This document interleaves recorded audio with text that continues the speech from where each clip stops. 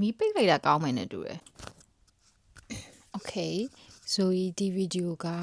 ဒီ UK ကိုလာမဲ့ပေါ့နော်ចောင်းသားတွေ online ကနေပြီးတော့အလိမ်မခံရအောင်အိမ်ဘယ်လိုငှားမလဲဆိုတဲ့ဗီဒီယိုပေါ့နော် Oh my god so good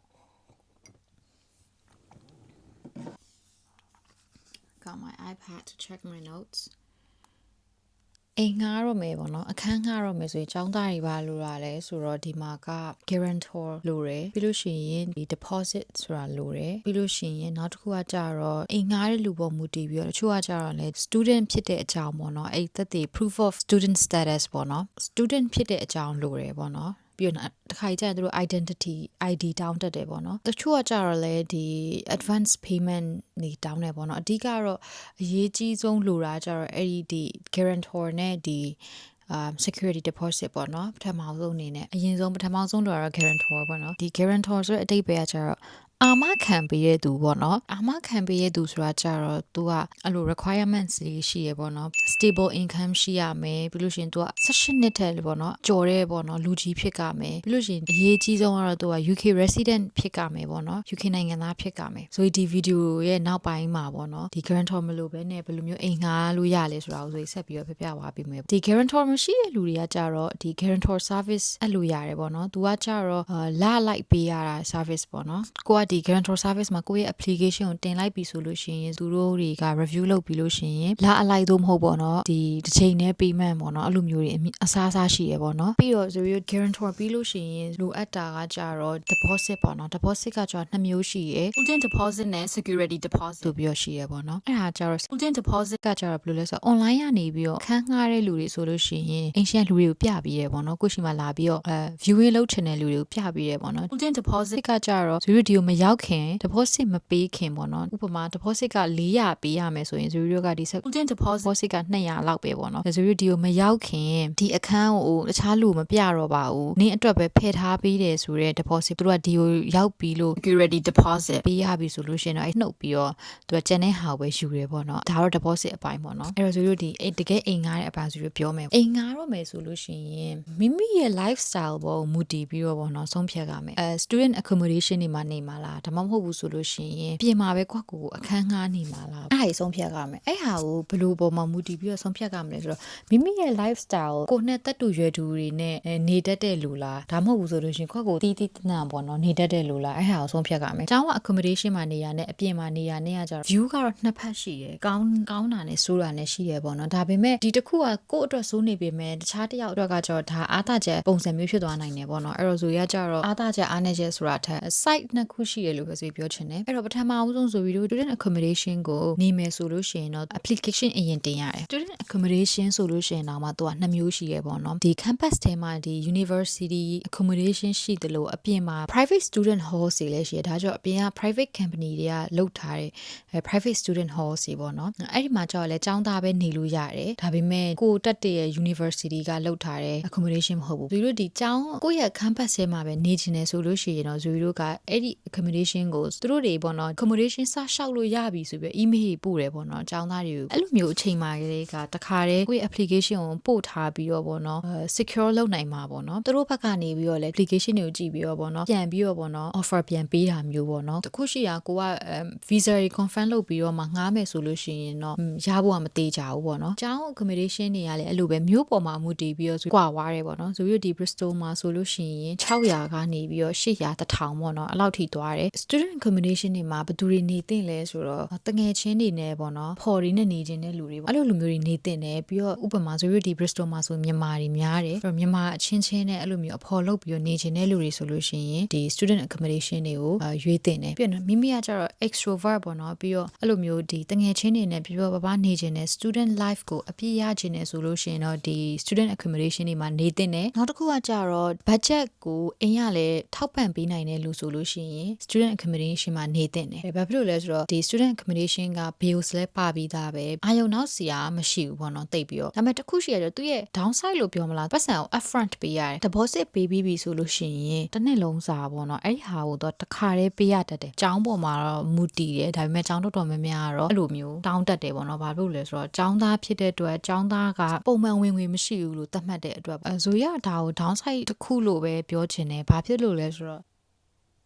့အဲ့ဒါ9600 12လပေါ့နော်တစ်လကိုမိမိရတာတစ်လကို800ပေးရမယ်ဆိုလို့ရှိရင်12လစာတစ်ခါတည်း9600ပေးရမှာပေါ့နော်ပြီးလို့ရှိရင်တကယ်လို့ကိုက just my opinion ကိုကတကယ်လို့အဆင်မပြေခဲ့လို့ပေါ့နော်ပြန်ပြောင်းချင်တယ်ဆိုလို့ရှိရင်အဲ့ဟာရပြောင်းလို့မရတစ်နှစ်လုံးတီးခံပြီးတော့နေရမယ် right တစ်နှစ်လုံးတီးခံပြီးတော့နေရမယ် so အဲ့ဒါကတော့မိရဲ့ဆုံးဖြတ်ချက်ပေါ့နော်ဒါပေမဲ့ university accommodation ဆိုတော့အဆင်မပြေစရာတော့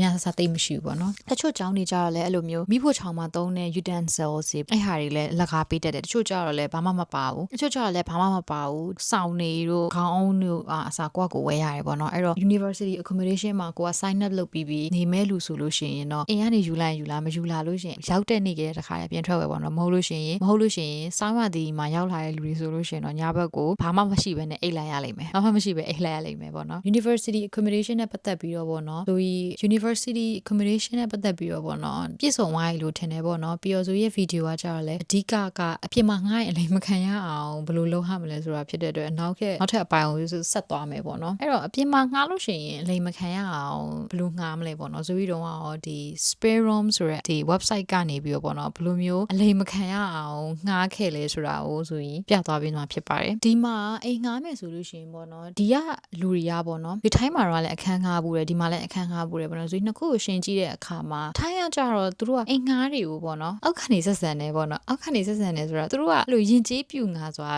ဆက်ဆံနေပေါ့နော်ဒါပေမဲ့ဒီမှာကြတော့ကိုကနေဒီကအိမ်ရှင်တွေကကြတော့အိမ်ငှားတွေကိုဘယ်လိုလက်ဆက်ဆံလဲဆိုတော့နော်ဟိုအထက်စီးကနေဆက်ဆံနေသူတို့ကဒီမှာ license ငှားတာဖြစ်တဲ့အတွက်ဒီမှာသူတို့မှာ license ရှိတယ်ပေါ့နော်အိမ်ငှားဖို့အတွက်ကိုအဲ့တော့ license အိမ်ငှားကပေါ့နော်ဒီလိုစီးမြင့်စည်းကမ်းနဲ့မလျော်ညီရဲ့ဟာတွေလုပ်မယ်ဆိုလို့ရှိရင်သူတို့ရဲ့ဒီ license ပြုတ်သွားနိုင်တယ်ပေါ့နော်ပြန်ပြီးတော့အသိမ်းခံရနိုင်တယ်ပေါ့နော်အဲ့တော့သူတို့ကလာငှားတဲ့လူဆိုလို့ရှိရင်တချို့အိမ်ငှားတွေဆိုလို့ရှိရင်အရန်နည်းနည်းလေးအဲ့လိုရစ်တက်တယ်ပေါ့နော်အဲ့ဟာတခုတော့နည်းနည်းအာရုံနောက်တယ်ပေါ့နော်တတိထားကြရတော့မလို့နည်းနည်းတော့အာရုံနောက်တယ်ပြီးတော့ကျတော့သူတို့ကအဲ့လိုမျိုးကိုကသူ့ရှိမသူတို့ရှိမအလုံးလာရှောက်နေတယ်လို့မျိုးပဲပေါ့နော်အဲ့လိုမျိုးနည်းနည်းလေးတော့ရှိတယ်ဒါပေမဲ့သဘောအရန်ကောင်းတဲ့လူတွေလည်းရှိတယ်ဒါတော့လောကရဲ့ dualism လို့ပဲပေါ့နော်အများတော့ကောင်းထားတယ်ဆိုတာနဲ့ကတော့နေရာတိုင်းမှာတော့သွန်သွင်းနေမှာပေါ့နော်သူကပြပြချင်တာကကြတော့ဒီပထမအောင်ဆုံးဆို spare room ကနေငှားဖို့ဘာလို့တိုက်တွန်းတာလဲဆိုတော့ခုနကတော့ဆိုပြောခဲ့တဲ့ဒီ guarantor လိုတယ်ဆိုတဲ့ကိစ္စပေါ့နော်အဲ့ဒီဟာမှာဒီ spare room မှာကြတော့တော်တော်များများကဒီ guarantor ကိုမတောင်းတက်အဲ့တော့မတောင်းတဲ့ဟာမျိုးရအောင်ရှာလို့ရတယ်ကိုလိုချင်တဲ့အခန်းကိုကရောက်ပြီးတော့မ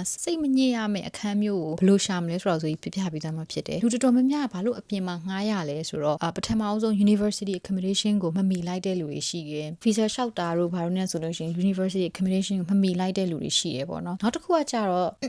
budget ကို save လုပ်ချင်တယ်ပေါ့နော်ဘာဖြစ်လို့လဲဆိုတော့ပြင်မှာငှားလို့ရှိရင်ကျောင်းအားထက်သက်တာတဲ့အခန်းတွေရှိတယ်ပေါ့နော်အဲ့တော့ကိုက part time လုပ်ပြီးတော့ budget ကို save လုပ်ချင်တဲ့လူတွေနောက်တစ်ခုကကြတော့တချို့ကြတော့လေကျောင်းမှာက2ရက်ကျောင်း2ရက်လောက်ပဲသွားရတယ်ပေါ့နော်ကျန်တဲ့ချိန်တွေကကြတော့ part time လုပ်ကြရအဲ့တော့ part time ပေါ်တဲ့နေရာတွေဥပမာဆိုရကျောင်းဆိုလို့ရှိရင်မြို့ပြင်နဲ့ရောက်တယ်ပေါ့နော် city center နဲ့ဝေးတယ်တကယ်လူစီပြီးတော့ part time တကယ်ပေါ်တဲ့နေရာတွေနဲ့ဝေးနည်းနည်းလေးဝေးနေရဝေးတဲ့ဆိုတော့အဲ့ part time ရှာခြင်းတဲ့လူတွေအဲ့လိုမျိုးလူတွေဆိုလို့ရှိရင်အပြင်မှာနေကြရတယ်နောက်တစ်ခုကကြတော့ဇိုးရီလိုမျိုးလူပေါ့နော်လူတွေအများကြီးနဲ့မနေချင်ဘူးကိုတီးတီးတက်တက်ပဲနေချင်တယ်ဆိုတဲ့လူတွေပေါ့နော်အပြင်မှာငှားကြတယ်မောလိုက်နေနဲ့ coffee လေးတောက်လိုက်အောင်မယ်နောက်တစ်ခုကကျတော့ student accommodation တော်တော်များများကျတော့သူက minimum term ကကျတော့တစ်နှစ်ပေါ့နော်6လသို့မဟုတ်တစ်နှစ်တော်တော်များများတော့တစ်နှစ်ပါစာတင်နှစ်တစ်နှစ်လုံးအဲ့လိုမျိုးယူရတယ်ပေါ့နော်ဒါ minimum term ပေါ့နော်ဆိုပြီးကပထမအောင်ဆုံးပြင်မာငှားမဲ့လူတွေပေါ့နော်စဉ်းစားစေချင်တာပထမအောင်ဆုံးယူနာအရေးကြီးတဲ့အချက် guarantor ပေါ့နော် guarantor မရှိတဲ့ခံကိုရအောင်ရှာ spare room မှာကတော်တော်များများက guarantor လုံးဝမလိုတတ်ဘူးနောက်တစ်ခုကကျတော့ deposit လည်းနည်းနည်းတတ်တယ်သူတို့ကပြီးလို့ရှိရင်နောက်တစ်ခုကကျတော့ဒီလို minimum term နေရလဲတော်တော်နည်းတတ် တာမျိုးရှိရယ်ဘာဖြစ်လို့ minimum term ကိုနည်းအောင်ဆိုရယူခိုင်းတာလဲဆိုတော့တကယ်လို့ကိုကရောက်လာခဲ့ပြီးမှဒီအိမ်ကိုပေါ့နော်ပတ်ဝန်းကျင်ကိုမကြိုက်ဘူးဆိုလို့ရှိရင်အဆင်မပြေတာမျိုးတစ်ခုခုပေါ့နော်ကိုတီးခံလို့မရတဲ့အဆင်မပြေမှုမျိုးကြုံလာခဲ့ပြီဆိုလို့ရှိရင်ဒီလိုအိမ်ကိုတခါတည်းပြောင်းလို့ရအောင်လို့ဘယ်လိုလဲဆိုတော့6လစာချုပ်ချုပ်ခဲ့တယ်ဆိုဒီ6လလုံးကကိုကတီးခံပြီးနေရမှာတစ်နှစ်စာချုပ်ချုပ်ခဲ့တယ်ဆိုကိုကတစ်နှစ်တီးခံပြီးနေရမှာပေါ့နော်ကိုပြောင်းချင်ရင်ပြောင်းလို့ရအောင်လို့ပေါ့နော်လူကိုယ်တိုင်ရောက်လာပြီဆိုရင်ဘာမှစိတ်ပူစရာမလိုတော့ဘူးကိုပြောင်းချင်တဲ့အချိန်ထပြောင်းလို့ရတယ်ပေါ့နော်အဓိကအဲ့လိုစိတ်သွားတိုင်းကိုပါနိုင်အောင်လို့အဲ့လို minimum term လေးကိုနေတဲ့ဟာတွေပေါ့နော် spare room မှာပဲရှိ Okay first of all spare room is not sponsoring for this video okay ဆိုရင် spare room မှာလည်းအလုံးမလုပ်ပါဘူး spare room ကလည်း sponsor မပေးပါဘူး my video ကိုဘာဖြစ်လို့လဲဆိုတော့ I have 100 followers okay I have 100 followers and အဲ့တော့ကဒီမိဘရဲ့မိတ်ဆွေတွေဇူရီရဲ့အမျိုးတွေဇူရီရဲ့အတီဇူရီမိတ်ဆွေတွေပြောချင်တာ spare room ကိုကောင်းကောင်းသုံးချတက်လို့ရှိရင်အိမ်တခြားချလို့ရဆိုတဲ့ house video လေးလုပ်ပြရပါဘော anyways guys အဲ့တော့အရင်ဆုံးပေါ့နော်ဒီ website တွေကတော့ဒီ spare room တို့ Zoopla တို့ Rightmove တို့ Gumtree ဆိုတာလည်းရှိတယ်ဒါပေမဲ့အဲ့ဒါတော့နည်းနည်း I don't hear anything good about that အဲ့တော့အဲ့ထဲမှာဒီ Rightmove တို့ Zoopla တို့ကကျွန်တော်နည်းနည်း student accommodation လေးတွေများတယ်ပေါ့နော်ပြီးတော့အဲ့မှာကျွန်တော်နည်းနည်းလေးဈေးလေးနည်းနည်းလေးများတတ်တယ်အဲ့တော့ဒီ spare room မှာကျတော့အိမ်ရှင်နဲ့ဓာတ်ရိုက်လေးစကားပြောလို့ရတယ် budget safe ဖြစ်တဲ့ဟာလေးတွေလည်းရှာလို့ရတယ်ပေါ့နော်ဇီတို့ဒီအပြင်မှာငှားမယ်ဆိုလို့ရှိရင်ဇီတို့ပထမအောင်ဆုံးလုပ်ရမယ့်အချက်ကကြတော့ကိုနေမဲ့မြို့မှာပေါ့နော်ကိုနေမဲ့ရက်ကွက် area code ကိုရှာတာအဲ့ဟာအရေးကြီးတယ် area code ကိုတခြားရှာရမယ်ကိုရဲ့ lifestyle ကိုဆုံးဖြတ်လိုက်ပြီဆိုလို့ရှိရင်ထားပါတော့ကိုကကျောင်းနဲ့နီးရဲ့နာမှာပဲနေမယ်ဆိုလို့ရှိရင်အဲ့ကျောင်းရဲ့ area code လေးကိုယူပြီးတော့တို့ဒီ spare room မှာသွားပြီးရိုက်ထည့်လိုက်ဆိုဒီမှာပေါ့နော်အဲ့လို Bristol လို့ထည့်ထားတဲ့နေရာလေးမှာဆိုလို့ရှိရင်အဲ့မှာ area code နဲ့လိုက်ပြီးရှာလို့ရတယ်ပေါ့နော်ပြီးလို့ရှိရင်နောက်တစ်ခါကျတော့သူ့မှာဘေးနာပေါ့နော်ဒီလို filter box ကိုတုံးကြပါဘာဖြစ်လို့လဲဆိုတော့ဒီ filter box မှာကိုလိုချင်တဲ့ criteria အကုန်သွားထည့်လို့ရတယ် budget ဘလောက်ကနေဘလောက်ထည့်မယ်ပေါ့နော်ဒီမှာဆိုဒီ range တွေ budget range တွေလည်းအကုန်ထည့်လို့ရတဲ့အပြင်ကိုသူကတချို့လူတွေဆိုလို့ရှိရင် you see မိန်းမကိုပဲငှားမယ်ယောက်ျားကိုပဲငှားမယ်အဲ့လိုမျိုးဟာရှိရဲပေါ့နော်အဲ့ဒီဟာတွေအရာအစားကိုကသွားပြီးတော့ပြီးလို့ရတယ်ပြီးလို့ရှိရင်မကြည့်လိုက်ဒီ household option ဆိုကြည့်လိုက်တွေ့လား LGBT household you see LGBT household ပါရှိရယ် okay LGBT အတွက် household ပါရှိရယ်ပြီးရင်ဒီမှာ vegetarian vegan prefer ဆိုတာမျိုးတော့ထိအောင်ရှိရယ်စလိတ်တောက်လို့ရလားမရဘူးလားအဲ့ဒါမျိုးတွေကအစားရှိရယ်ပေါ့နော်အဲ့ filter ကြီးကိုဆိုပြီးတော့ကိုလိုတင်တဲ့ဟာရွေးချပြီးတော့ဒီမှာ apply လုပ်လိုက်တာနဲ့ဟိုရနေပြီပေါ့နော်အဲ့မှာကြာလာပြီဆိုလို့ရှင်ဆိုပြီးတော့ဒီမှာ free to contact ဆိုတဲ့နေရာတွေမှာပေါ့နော်သူတို့ကိုသွားပြီးတော့ပြောလို့ရတယ်ပေါ့နော်ဒီမှာဆိုလို့ရှိရင်သူကဒီမှာဆိုလို့ရှိရင် live out landlord နဲ့ဒီမှာ live in landlord နှစ်မျိုးရှိရယ်ပေါ့နော်အိမ်ကကိုယ်တိုင်ကသူ့အိမ်ထဲမှာနေမယ်ပြီးသူ့အိမ်ထဲကခန်းအောင်ပဲပြန်ငှားတာမျိုးပေါ့နော်အဲ့ဒါကို live in landlord အိမ်ကတနေရာမှာနေရယ်တခြားသူ့ရဲ့အခန်းသူပိုင်တဲ့အခန်းကိုပြန်ငှားတာ live out landlord အစားပေါ့နော်အချက်လက်တွေအကုန်လုံးဆိုကြည့်လို့ရတယ်ကြည့်ပြီးလို့မှဒီအိမ်ကိုဆိုပြီးတော့သဘောကျပြီဆိုတခါတည်းသူ့ကို message ပို့လို့ရတယ်ဒါရိုက်စကားပြောလို့ရတယ်ပေါ့နော်ခါကြရင်သူတို့ကအဲ့လိုမျိုး WhatsApp number လေးထည့်ခဲ့ပြီးနောက်တစ်ခုကကျတော့ကောင်းတာကသူက amenities ဆို current household ဒီအိမ်မှာ facility ဘာတွေပါလဲပေါ့နော်အဲ့ဟာတွေအကုန်လုံးကအစားဆိုကြည့်လို့ရတယ်ဒီအိမ်က furnish လုပ်ထားတာလားဒါမှမဟုတ်ဘူးဆိုလို့ရှိရင်အခန်းပြောင်ကြီးကိုပဲကိုဝယ်ရမှာလားအကုန်ကြည့်လို့ရတယ် parking ရှိလားအကုန်လုံးကြည့်လို့ရတယ်သူကတခါလေးပြောထားပြီးသားပေါ့နော်ရွေးထားပြီးသား yes လား no လားအဲ့ဒါပါလားမပါဘူးဒီမှာပေါ့နော်အိမ်တွေကတွဲရအိမ်လေးရှိတယ်ပေါ့နော်အဲ့လိုအိမ်လေးလားအိမ်ထဲမှာပေါ့နော်လောလောဆယ်နေနေတဲ့လူတွေကယောက်ျားဘယ်နှစ်ယောက်ရှိလဲမိန်းမဘယ်နှစ်ယောက်ရှိလဲသူတို့ကဘာလုပ်တာလဲ professional စီလား student စီလားအဲ့ဒါတွေအကုန်ကြည့်လို့ရတယ်စလိတ်တောက်လို့ရလားမရဘူးလားဘာလုပ်လို့ရမလဲ rules တွေအကုန်ရေးထားပြီးသားပေါ့နော်ပြီးရင်သူတို့ကလည်းသူတို့လိုချင်တဲ့ဟာတွေအကုန်လုံးရေးထားပြီးသား professional ကိုလိုချင်တာလား student ကိုလိုချင်တာလားပေါ့နော်ပြီးရင် guarantor လိုလားမလိုလားပေါ့နော်အဲ့ဒါအကုန်လုံးကြည့်လို့ရတယ်ခုနကတော့ filter နဲ့လည်းချထားတာဖြစ်တဲ့အတွက်ကိုလိုချင်တဲ့ဟာပဲကြာလာမှာပဲအဲ့ဒါတွေက filter ကိုသုံးပြီးတော့ရှာလိုက်လို့ရှင်အရင်လွယ်ရှာတာတော့လွယ်okay ဒီအိမ်ကိုဆိုပြီးအခန်းလေးသဘောကျသွားပြီးတော့area ကုတ်လည်းအဆင်ပြေမယ်လို့ထင်တယ်ဆိုလို့ရှိရင် तू ကဒီမှာ view on map ဆိုတာရှိရပေါ့နော်အဲ့ဒီမှာသွားပြီးတော့ကြည့်လိုက်လို့ရတယ်ပေါ့နော်ဒီမှာ map ပေါ့နော်အတိအကျပေါ့နော်အိမ်ရဲ့ location အတိအကျပေါ့နော်ဆိုတော့အဲ့ဒါသိရပြီဆိုလို့ရှိရင်အိမ်ရှင်သွားပြီးစကားပြောပြီးတော့မေးလိုက်လေရတယ် location ပေါ့နော်ငါ့ကို coordinates လေးငါ့ကိုအိမ်ရဲ့ coordinates အတိအကျပြောပါဆိုပြီးမေးရင်လည်းမေးဘူးဆိုလို့ရှိရင်လည်းဆိုပြီးမေးစရာတော့မလိုဘူးပေါ့နော်ဒီမှာသူ့ရဲ့ location ကိုကြည့်လိုက်ပြီးဆိုတာနဲ့သူ့ရဲ့ဒီလမ်းပေါ့နော်လမ်းနာမည်လေးကိုမှတ်ပြီးတော့ဆိုပြီးဒီ Google Map မှာသွားထည့်ပြီးလို့ရှိရင်ဒီမှာ street view ဆိုတာရတယ်ပေါ့နော်အဲ့ဟာကိုလုပ်ဖြစ်အောင်လုပ်ပါဘာဖြစ်လို့လဲဆိုတော့ဘာဖြစ်လဲပြမယ်ဆိုတော့ဒီ street view ဆိုတာလေးရှိတယ်အဲ့ street view မှာဆိုတော့လမ်းလျှောက်ကြည့်ပါဒါတော့ဆိုဒါဥပမာပြောဆိုဒီနေရဲ့နာပေါ့နော်လမ်းလျှောက်ကြည့်ပါโอเคဒီမှာဒီလိုမျိုးလေးမြားလေးကိုအရှိသွားလိုက်တာနဲ့ လမ်းလျှောက်လို့ရတယ်စီအဲ့လိုမျိုးလေးရှောက်ကြည့်ပါဘာဖြစ်လို့အဲ့လိုရှောက်ခိုင်းတာလဲဆိုတော့ပြီးအဲ့ကြတော့မှာပေါ့နော်ပတ်ဝန်းကျင်ကတန့်လားမတန့်ဘူးလားပတ်ဝန်းကျင်မှာကဘာဆိုင်နေရှိလဲမိမိက online ကနေငှားတာဖြစ်တဲ့ online ကနေကြိုပြီးတော့လေ့လာတာအဲ့မျိုးလုပ်ပါဆိုရင်မငှားခင်တော့ကလည်းအဲ့လိုလုပ်ခဲ့တယ်ကိုနေတဲ့နားမှာဘတ်စကားမှတ်တိုင်နဲ့ဘလောက်ဝေးလဲဆိုတာလမ်းလျှောက်ကြည့်ပေါ့နော်တခါတလေကြလို့ရှိရင်ရေးထားတဲ့အတိုင်းပေါ့နော်တကယ်ရှောက်ရင်တကယ်ရောက်လာအဲ့မျိုးသွားစစ်လို့ရတယ်ဘာလို့လဲဆိုတော့တခါလေကျရင်လူတွေကတော့အင်ငှားကျင်တဲ့အတွက်ပို့ပြီးတော့ရေးထားတတ်တယ်ဟိုမှာမိနစ်20လမ်းလျှောက်ရတဲ့ဟာကို10မိနစ်ပဲဆိုပြီးရေးထားတတ်တယ် okay နောက်တစ်ခုကကျပတ်ဝန်းကျင်ကိုလေ့လာရတာပေါ့နော်အချို့ပတ်ဝန်းကျင်တွေဆိုကြည့်လိုက်တာနဲ့နေချင်းစပွဲမရှိဘူးနေချင်းစပွဲမရှိကြည့်လိုက်တာနဲ့ဒီနေရာကြီးကနည်းနည်း suspicious ဖြစ်တဲ့နေရာကြီးမျိုးတွေရှိတယ် area code ကိုဘယ်လိုမျိုးရွေးလို့ရသေးလဲဆိုတော့ပေါ့နော်ဆိုတော့ကိုနေတဲ့မြို့ကို area code ကဘယ်နားတွေကောင်းလဲ area code ရွေးတဲ့အခါမှာဘယ်လိုမျိုးထောက်ကူပြုသေးလဲဆိုတော့ဒီ Reddit ဆိုတဲ့ application ပေါ့နော်အဲ့ဒီမှာ website လည်းရှိရပေါ့နော်အဲ့ဒီမှာဆို community ရှိရမိမိမြို့ရဲ့ community ပေါ့နော်အဲ့ဒီ community ကို join ထားမယ်ဒါမှမဟုတ်မိမိရဲ့ကျောင်း community ကို join ထားပြီးသူများတွေဘယ်မှာနေကြလဲဘယ် area တွေမှာအနေများကြလဲဘယ် area တွေမှာ part time နေပေါ်လဲပေါ့နော်အဲ့ဟာမျိုးတွားပြီးတော့လေ့လာလို့ရတယ်အဲ့ဒီမှာတွားပြီးတော့ဖတ်ထားမယ်သူများတွေပြောထားတဲ့ဟာတွေပေါ့နော်အဲ့ဟာမျိုးလေးတွေကိုဖတ်တာကမိမိဆုံးဖြတ်တဲ့နေရာမှာအထောက်အကူအများကြီးဖြစ်တယ်နောက်တစ်ခုကကျတော့ဒီလိုဆိုဒီ Facebook မှာဆိုလို့ရှိရင်လေမြန်မာ group တွေရှိရဲပေါ့နော်အဲ့ဒီမှာဆိုလို့ရှိရင်အဲ့မြန်မာ group တွေမှာဆိုပြီးတွားပြီးတော့ကြည့်လို့ရတယ်ပေါ့နော်မြန်မာတွေ sharing လုပ်ထားတဲ့ဟာလေးတွေပေါ့နော်ကိုယ်တိုင်တွားမေးကြတာမလို့ဘူးပေါ့နော်ဒီ search bar လေးမှာဆိုပြီးတော့မေးခွန်းအမေးများနိုင်တဲ့ keywords လေးပေါ့နော်အဲ့ဒါလေးရိုက်ထည့်လိုက်ပြီးတော့ကိုယ်တိုင်လည်း post တွားတင်ပြီးတော့ဆိုပြီးမေးလို့ရတယ်အဲ့လိုမျိုးလေးနည်းနည်း research တော့လုပ်ကြမယ်မိမိက budget လည်း save ဖြစ်ခြင်းနဲ့ကောင်းမွန်လည်းနေခြင်းနဲ့ effort လေးရောနည်းနည်းလေးရောစိုက်ကမယ်ပြီးလို့ရှိရင်နောက်တစ်ခုကကြတော့ဆိုပြီးဒီပတ်ဝန်းကျင်ကလည်းသဘောကျစရာရှိရဲ့အကြောင်းကိုက part time လုပ်ခဲ့မယ်ဆို part time bus stop ဒီက bus stop နေရာတွေနဲ့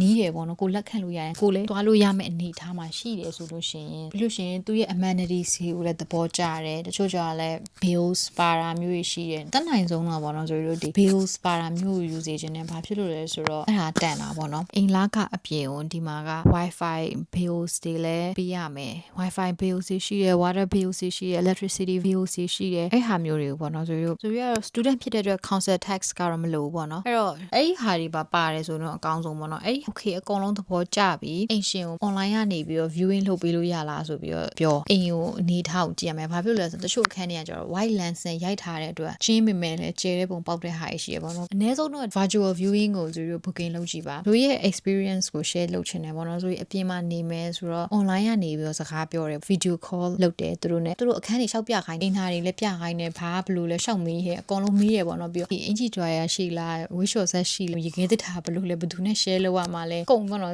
်အကုန်မေးစရာရှိတယ်အကုန်မေးရဲ့အဲ့လို video call ကတော့ပြောတာတော့ဆိုပြီးအိမ်ရှင်9ယောက်လောက်နဲ့ပေါ့နော် video call ပြောတယ်ပြီးလို့ရှိရင်အိတ်ထဲမှာဆိုကိုနဲ့အဆင်ပြေမယ်လို့ထင်တဲ့အိမ်လေးတအိမ်တွေ့ဆိုပြီးဘာလုပ်လဲဆိုတော့မြန်မာ group တစ်ခုရှိရဲ့အဲ့မြန်မာ group မှာဆိုပြီးလို့ post သွားတင်တယ်ဒီ part time job လေးတစ်ခုရှိပါတယ်ဒီအဲ့တော့ဆိုပြီးဒီကိုမလာခင်တော့ကျတော့ UK က minimum wage ကကြတော့သူကတနာရီကို17ပေါင်ကျော်ပေါ့နော်အဲ့အတိုင်းပဲပေးပါမယ်ဒီ area ခုတ်မှာပေါ့နော်ဆိုပြီးခန်းလေးတစ်ခန်းကြည့်ပြီးလို့ရမလားဆိုပြီးပြောတယ်ပြောတော့ကျတော့ဆိုပြီးပေါ့နော်ဒီညီမလေးတယောက်ဒီကိုရောက်နှစ်ပြီးသားညီမလေးတယောက်ကဆိုပြီးလာပြောတယ်ပေါ့သူကြည့်ပေးမယ်ဒါပေမဲ့အလကားကြည့်ပေးမယ်ဆိုပြီးပြောတယ်ပေါ့နော်ဆိုဒီ video တွေကနေပြီးညီမလေးကိုလည်းကျေးဇူးအများကြီးတင်ပါတယ် shout out to that ညီမလေးကျေးဇူးအများကြီးတင်ပါတယ်လို့ထပ်ပြီးပြောပြရစီဘာဖြစ်လို့ဆိုတော့ညီမလေးကတွားပြီးကြည့်ပြီးတွားကြည့်ပြီးဆိုပြီးအဲ့ကနေပြောပေါ့နော် FaceTime ခေါ်ပြီးရသူလိုက်ပြပြီးရသူလိုက်မေးပြီးတယ်ပေါ့ညီမတွေမှလည်းပေါ့နော်အဲ့လိုကိုညက်တဲ့လူတွေရှိရမေးရတာကိုမရှက်ပါနဲ့ဘာဖြစ်လို့လဲဆိုတော့လူတိုင်းကတနေရာနေစားခဲ့ဘူးမှတော့မွေးလာတာနဲ့တော့မသိနေဘူးဖြတ်ပြောလိုက်ရမယ် research လုပ်ခါမှလည်းလုံးဝမကြောက်ပါနဲ့ဘာဖြစ်လို့ research လုပ်ခိုင်းလဲဆိုတော့သူများချင်းထက်ရ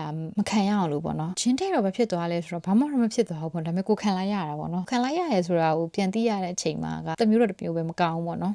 ခံလိုက်ရတာဘူးနော်အဲ့တော့ကိုကနိုင်ငံခြားကိုလာတော့မယ်ကိုကမိသားစုတွေနဲ့အဝေးမှာပေါ့နော်ကိုချဘကိုရက်တီရောမယ်ဘူးဆုံးဖြတ်လိုက်ပြီဆိုလို့ရှိရင်ဒီ research လုပ်ခမှာဟိုမကြောက်ပါနဲ့ကိုကောင်းတယ်ဆိုရင်လည်းအခုချိန်ထိပြင်းနေတော့မယ်ဒါပေမဲ့သိသွားတော့ကြတော့ကိုကရွေးချယ်စရာများသွားတယ်ပေါ့နော်မဟုတ်ဘဲနဲ့ဒီလိုဒီလောက်လေးပဲခြံခတ်ထားလောက်သိထားမယ်ဆိုလို့ရှိရင်ရွေးချယ်စရာလည်းဒီတည်းကပဲရွေးရမှာ okay ကိုမှရွေးချယ်စရာများနေရဆိုလို့ရှိရင်ကိုအတွက်လည်း benefit ဖြစ်တယ် viewing လုပ်ပြီးသွားပြီဆိုလို့ရှိရင်ကိုကလည်းအဲ့လိုမျိုးပေါ့နော်ဒီခုနကတော့ဒီ Google Street View လေးကလည်းအရန်အသုံးဝင်တယ်ကိုကတကယ်ရောက်သွားသလိုမျိုးပဲကိုလမ်း လျှောက်ကြည့်လို့ရတယ်လေအထက်သေးချခြင်းနဲ့ဆိုလို့ရှိရင်တော့ဒီအိမ်ရှင်ရဲ့ ID တောင်းကြည့်လို့ရတယ်ပြီးလို့ရှိရင်သူတို့ရဲ့ဒီ proof of ownership အဲ့ဒီဟာကိုတောင်းကြည့်လို့ရပါတယ်တောင်းကြည့်ခွင့်ပိုင်းပဲရှိရပေါ့နော်ကိုမဆိုရင်တော့မတောင်းကြည့်ခဲ့ရတာတွေကိုကအကုန်လုံးစိတ်တိုင်းကြပြီဆိုရင်တော့ deposit လွှဲလို့ရပါပြီဆိုရင်အခုလောလောဆယ်နေနေအခန်းငှားခဲ့တော့ဆိုလို့ရှိရင်သူ့ကို deposit လည်းလုံးဝမလွှဲခဲ့ရဘူးအေးရောပေါ့နော်ငါနည်းနည်းပြန်လင်းစီတော့မှာငါတပတ်ခါမှနင်းရှိကိုပတ်စံပေးလို့ရမလားအိမ်ကိုဖယ်ထားပေးလို့ရမလားပြော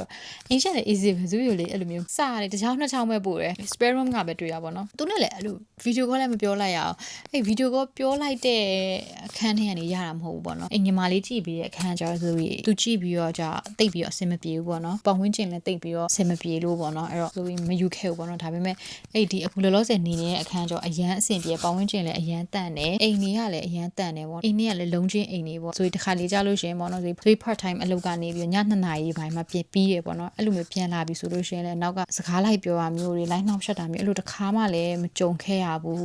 းသူအေးစစ်စစ်နေတဲ့လူတွေပဲပေါ့နော်အဲ့တော့ spare room မှာရှာတက်တယ်ကိုကလည်းနောက်ကနေပြီးတော့ပေါ့နော်ခုနဆိုပြောသလိုပေါ့နော် check တွေလိုက်လုပ်နိုင်တဲ့လူမျိုးဆိုလို့ရှိရင် spare room မှာရှာရတာကအရန်လဲစိတ်ချမ်းသာရတယ်ကိုအဆင်မပြေဘူးဆိုလို့ရှိရင်လည်းချက်ချင်းပြောင်းလို့ရတဲ့အနေအထားမျိုးလည်းရှိတယ်ကိုလိုချင်တဲ့ criteria ရဲ့အတိုင်းပေါ့နော်ရတယ် student accommodation ဆိုလို့ရှိရင်ကိုကလိုက်ပြီးတော့သူတို့ရဲ့ဟာနဲ့ကို adjust လိုက်လုပ်ကမှာဒီမှာ spare room မှာကျတော့ကိုရဲ့ criteria နဲ့ adjust လုပ်နိုင်တဲ့အခန်းမျိုးရှာနိုင်တယ်ဆိုပြီးတော့လုံလောက်ပြောသွားတယ်လို့တော့ထင်တယ်မေးချင်တာရှိရင်လည်း comment မှာရေးခဲ့လို့ရပါတယ်ဆိုပြီး comment တိုင်းကိုဖတ်ပါတယ်ဘာဖြစ်လို့လဲဆိုတော့ comment မှာဆိုပြီးအတိတွေပဲရှိလို့ပါဆိုပြီးတော့ပေါ့နော်ဒီသူများနိုင်ငံကိုလာတဲ့အခါမှာနည်းနည်းလေးတော့ပုံမှန်ထက်တော့ပို့ပြီးတော့ပေါ့နော် effort တော့စိုက်ကတယ်ဒီ guarantor မရှိခဲ့ဘူးဆိုလို့ရှိရင်အိမ်ငါခောက်ပေါ့နော်ဒီចောင်းသားဖြစ်တဲ့အတွက်သူ့မှာ stable income ပုံမှန်ဝင်ငွေမရှိဘူးလို့သတ်မှတ်တဲ့အတွက်အိမ်ငါခောက်ပေါ့နော်6လသို့မဟုတ်ပေါ့နော်အပြည့်ပေးရတာမျိုးတွေရှိတတ်တယ် guarantor မလိုတဲ့အိမ်တွေရှိရပေါ့နော် spare room မှာအဲ့ဟာလေးတခုပြောချင်လို့ပါတယ် spare room မှာလာချင်းပေးနေရတဲ့အခန်းတွေအများကြီးရှိပါတယ်အလင်ခံရမှာတော့ကြောက်တဲ့လူဆိုရင်တော့အနောက်ကနေပြီးတော့အဲ့လိုမျိုး check လိုက်လို့နိုင်မှတော့ကကြမယ်ပေါ့နော်ဘာဖြစ်လို့လဲဆိုတော့ဒီနိုင်ငံမှာလည်း scammer တွေရှိတယ်နောက်တစ်ခုကကြတော့ဇူရီကဘာဖြစ်လို့ကိုအင်္ဂါစီချင်လဲဆိုတော့သူများငှားပေးရဲ့ဟာမျိုးတွေ Facebook ကနေပြီးတော့ငှားတဲ့ဟာမျိုးတွေပေါ့နော်အဲ့ဒါမျိုးဆိုလို့ရှိရင်ချက်လက်တွေကတိတ်ပြီးတော့မတိကျတာမျိုးရှိတယ်တချို့ဟာတွေဆိုလို့ရှိရင်ဇူရီတွေ့ရပေါ့နော်မြန်မာအချင်းချုပ်ပဲတင်ထားတာမျိုးတွေတွေ့ရပေါ့နော်အင်္ဂါကိုတင်ရင်လည်းတင်ထားတယ် deposit ကိုတင်ရင်လည်းတင်ထားတယ်ဒါမှမဟုတ်ဘူးဆိုလို့ရှိရင်ပြောရဲ့ location နဲ့အဲ့လိုကြောင်းနဲ့ဘလောက်ဝေးပါတယ်ပေါ့နော်ဥပမာနိုင်ဘက်ဝေးတဲ့နေရာမှာ10မိနစ်15မိနစ်ပဲဝေးရလို့supermarket တွေနဲ့ဘလောက်ပဲဝေးရလို့ပေါ့နော်တကယ်သွားကြည့်တဲ့အခါမှာ2ဆ3ဆဖြစ်နေရမျိုးရှိရအဲ့လိုမျိုးလည်းရှိရပေါ့နော်နည်းနည်းလေးကိုကတိတိကျကျစစ်ပြီးတော့မှလုပ်တင်တယ်လို့ဆိုရထင်တယ်နောက်တစ်ခုကဆိုရ sublet တွေကိုလည်းဆိုရပြန်ပြီးငှားစီခြင်းတချို့ကြတော့လေဒီကိုပေါ့နော်အိမ်လုံးငှားလိုက်တယ်ကိုကငှားပြီးတော့မှအိမ်အခန်းမှာ9ခန်းရှိရဆိုလို့ရှိရင်ငှားတဲ့လူကဒီတစ်ခန်းမှာနေပြီးတော့ကျန်တဲ့4ခန်းကိုသူကပြန်ပြီးတော့ငှားတာပေါ့ I know it's business ဖြစ်တဲ့အတွက်ဟုတ်တယ်သူကအမျက်တင်မှာပဲဒါပေမဲ့သူက contract နဲ့ချုပ်ထားတာဖြစ်တဲ့အတွက်ဥပမာဇိုရိုဒီကိုလာမယ်ဆိုလို့ရှိရင် contract ကလည်းအရေးကြီးရယ် contract စတဲ့နေ့ဆိုတာမျိုးရှိရယ်ဘယ်လိုမျိုးလဲဆိုလို့ရှိရင်ဥပမာသူတို့က let's say ဥပမာဇိုရိုတက်မဲ့ကြောင်းပါပေါ့နော် September 16ရက်နေ့စပွင့်တယ်ဆိုဇိုရိုဒီကို15ရက်နေ့အိမ်ကိုစတက်မယ်ပဲထားတော့ဒီကို15ရက်နေ့လေရင်စိုက်ပြီးတခါတည်းအိမ်ကိုစတက်မယ်ဆိုလို့ရှိရင်ဇိုရိုတကယ် contract စရမှာက September 15ရက်နေ့ပေါ့နော် contract စရမှာရှိုးကြော်လည်းမဟုတ်ဘူးပြန်ပြီးတော့ငှားတာမျိုးတွေဆိုလို့ရှိရင်သူတို့ကဒီကိုတလားလောက်ကြိုပြီးတော့ရောက်နေတယ်ရောက်ပြီးတခါတည်း contract တခါတည်းချုပ်ထားပြီးသားဖြစ်သွားအောင်ချုပ်ထားပြီးသားဖြစ်သွားတဲ့အခါမှာထားပါတော့သူတို့က August 16ထဲကနေပြီးတော့ contract ကိုချုပ်ထားပြီးတော့ကိုကတက်တဲ့အချိန်မှာအဲ့ဒီ August သူကတခါတည်းရေးထားပြီးသား contract ကဘယ်တည်းကစပါတယ်ဆိုပြီးတော့အဲ့ contract ကိုကနေလည်းမနေပဲနဲ့အဲ့တလားစာကိုပေးရမှာပေါ့အိမ်ဝင်တစ်နှစ်လုံး contract ချုပ်ထားပြီးတော့အဲ့ခံကိုပြန်ငှားတာဖြစ်တဲ့အတွက်အဲ့ contract အတိုင်းလိုက်ပေးရမှာတစ်နှစ်လုံးစာကိုနေရာကိုယူမဲ့လူမရောက်မချင်းပြန်ပြောင်းလို့မရမျိုးရှိတယ်ဒီ Facebook ပေါ်မှာတွေ့ပြီးတော့ပဲငှားတာမျိုးတွေကိုဒီ post တစ်ခုပဲတွေ့ပြီးတော့ငှားတာမျိုးတွေလည်းမဖြစ်စေချင်ဘူးစံရင်းနဖွတ်တယ်ဆိုတဲ့စကားပုံကြားဖို့မှာပဲအဲ့ဒီစကားပုံအတိုင်းပဲမြန်မာချင်းဖွတ်သွားလိမ့်မယ်ပေါ့နော်မြန်မာတိုင်းမပြောပါဘူးခုနဆိုပြီးပြောသလိုပဲအရာရာတိုင်းက dualism ဆိုတာရှိတယ်ခုနဆိုပြီးကူညီတဲ့ညီမလေးလိုမျိုးပေါ့နော်အဲ့လိုမျိုးညီမတွေလည်းရှိပါတယ်အဲ့တော့ပြောချင်တာကကိုကမများသိထားမယ်ဆိုလို့ရှိရင်တော့အခုလိုမျိုးတွေအငြင်းမခံအခုလိုမျိုးချင်းထဲမခံရဘူးပေါ့နော်အခုလိုမျိုးအဖို့မခံရတော့ဘူးပေါ့နော် နောက်တစ်ခုကကြတော့ကိုတော်မှပဲအဆင်မပြေလို့ဒီနေရာမှာအဆင်မပြေလို့ပြောင်းတော့မှာခန်းပေါ်ရဲ့ညစ်ပတ်တာမျိုးပဲဖြစ်ဖြစ်ဒါမှမဟုတ်ဘူးဆိုပတ်ဝန်းကျင်ကမကောင်းလို့ပဲဖြစ်ပေါ့နော်အဲ့လိုမျိုးပြောင်းတော့မှာအဲ့ဒါကိုလူကလည်းပြောင်းချင်နေပြီဒါပေမဲ့ contract ကလည်းမပြေသေးရောအရန်ကောင်းပါတယ်ဘလို့အဆင်ပြေပါတယ်ဆိုရှောက်ရေးပြီးတော့ပြန်ငှားတာမျိုးတွေပေါ့နော်အဲ့ဟာမျိုးကိုကယူလိုက်မိပြီဆိုလို့ရှိရင်ကိုကမျက်စိတငယ်နားတငယ်နဲ့ဒီကိုရောက်လာပြီးတော့အဲ့လိုမျိုးတွေနဲ့တွေ့ပြီးတော့အဆင်လည်းမပြေဘူးဆိုလို့ရှိရင်ဒါလည်းမြန်မာချင်းဖွတ်တာမျိုးပဲပေါ့နော်တတိထားစေချင်တယ်ကိုက research လုပ်ပြီးတော့တေချာနောက်ကနေပြီးတော့ check တွေလိုက်လုပ်ပြီးတော့တေချာတယ်ဆိုမှလုပ်စေချင်တယ်ကိုတေချာလေး research လုပ်ကြပါတေချာလေးပေါ့နော် check လုပ်ကြပါနောက်ကနေပြီးတော့သိရရှိရင်လည်းအဲ့လိုမျိုးမေးဖို့လည်းစွန့်ဆိုင်မနေပါနဲ့ဆိုရတော့ဒီဇွေးဗီဒီယိုလေးကနေပြီးတော့ပေါ့နော်ထောက်ခုဖြစ်စရာလေးတစ်ခုခုတော့ရသွားပါစီလို့ညွှန်လင့်ပါတယ်သိရရှိလို့ရှင်လည်း comment မှာရေးခဲ့ပြီးလို့ရပါတယ် see you in the next video thank you bye bye